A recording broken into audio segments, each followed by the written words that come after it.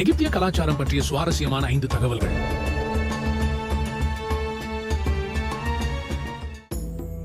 எகிப்திய பிரமிடுகள், குறிப்பாக கீசாவின் பெரிய பிரமிடு, உலகின் 7 பழைய அதிசயங்களில் ஒன்றாகும். இவை மன்னர்களாகிய பார்வோன்களின் சமாதிகளாக கட்டப்பட்டன.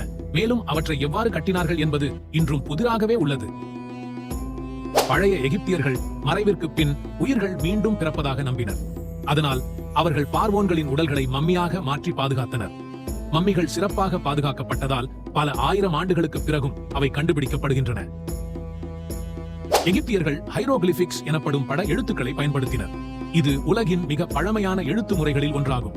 1799ஆம் ஆண்டு ரோசெட்டா ஸ்டோன் கண்டுபிடிக்கப்படுவதற்கு முன் இந்த எழுத்துக்களின் அர்த்தம் மர்மமாகவே இருந்தது.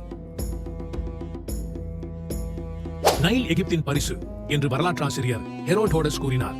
நைல் நதி இல்லாமல் எகிப்திய நாகரிகம் மலர்ந்திருக்க முடியாது. விவசாயம், குடிநீர், வர்த்தகம் அனைத்தும் நைல் நதியை மையமாக கொண்டே நடந்தன. எகிப்தியர்கள் சுத்தமாகவும் அழகாகவும் தோன்ற பெரும் முக்கியத்துவம் அளித்தனர். அவர்கள் லினன் உடைகளை அணிந்தனர், கண்களுக்கு கோகுல், மை போட்டு அழகு சேர்த்தனர் மற்றும் ஆபரணங்களை அணிந்தனர். ஆண்களும் பெண்களும் மேக்கப் பயன்படுத்திய முதல் நாகரிகம் எகிப்தே.